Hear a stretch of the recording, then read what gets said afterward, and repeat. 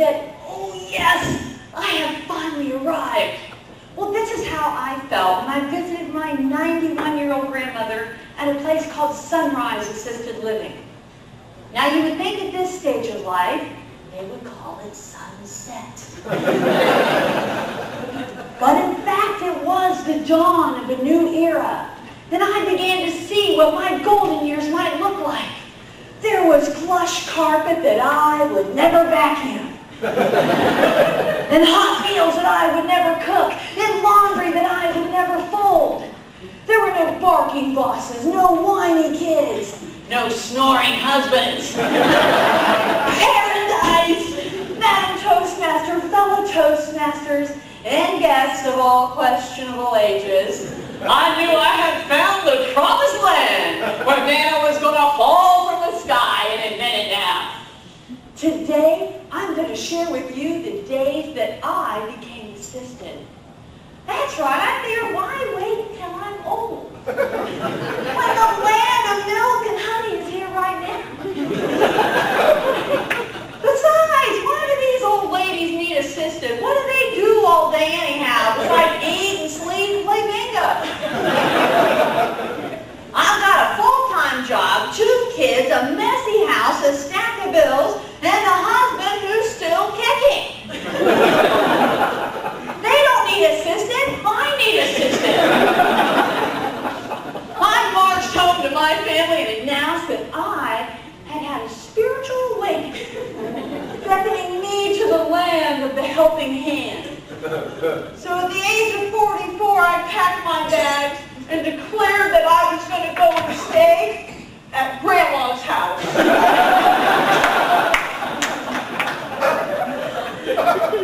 My first assisted day started with a meal where I was sandwiched right in the middle of 2 women actually named Elsie. Now, forgive me if there's any Elsies out there, but I grew up believing this name was reserved only for cows. Remember that cute little face on the milk carton? Who knew? Now, here's how I told them apart. I thought of one as Elsie with the crooked fingers, and the other one is Elsie with the goatee. And as I sat between these 2 women, I had an amazing revelation. I'm the hottest chick in this place. It just keeps getting better. So after dinner, I strut my stuff, whizzing past the wheelchairs and the walkers to the bingo parlor. And my game is on all night. That's right, I win 5 big ones. Quarters, that is. My Depression-era jackpot. But it really helped being the only one who could actually see and remember the alphabet at the same time. Then after bingo, I'd go and snuggle down in my grandma's little apartment room, wearing her ancient, itchy wool sweater. You know, the one all grandmas have, with that distinct essence of mothball. She insisted I wear it because it was only about 110 degrees in that one. So while I sat and scratched in the sauna, we watched the classic movie Gone with the Wind. Now, Grandma, we've seen this movie, what, 50, 60 times at least? Yeah. But quite frankly, fellow Toastmasters, the one resounding bit of wisdom that this woman imparted on me was that you can never, ever get enough Clark Gable. My first assisted day was all right, but my second assisted day started in the wee hours of the morning when a worker comes and bangs on my door, 4 a.m. Are you okay in there?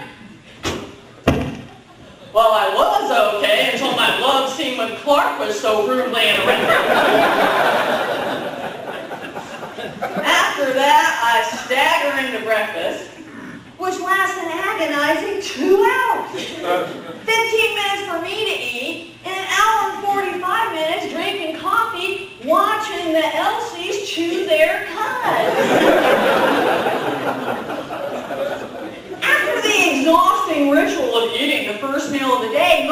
prisoners go and pass out again. Except for me, who's now riding a caffeine buzz and trying to dodge one old guy in the place who's trailing me, going, "Come here, sugar, and give me a hug." Finally, it's time for exercise class, where we sit down and do 10 ankle rotations to the pulsating beat of the river. Oh, no. Next time I'm going to suggest we rock out to Bicycle Built for Two and actually try to stand up. Oh, I hate to admit it, folks, but the assisted life is making me feel like I'm stuck in slow motion. Even the darn house dog has arthritis and it can barely walk. By dinner, I'm searching for a prod so I can periodically poke these Elsies to keep them awake for dessert. I had wanted a slower pace, but this place is going to make me start drooling before my time. I'm getting out of here. My promised land had quickly become a reminder that if I were so fortunate to live so long, simple tasks would become cumbersome and overwhelming. And I would likely long for those days when I could move with ease and have rewarding work and children I could care for and a husband who I could thoroughly aggravate by writing humorous speeches. So I bid adieu to my new old friends, and I left the land of Metamucil and prunes and traveled back to the land of milk and honey with some Fruit Loops and mac and cheese on the side. Madam Toastmaster.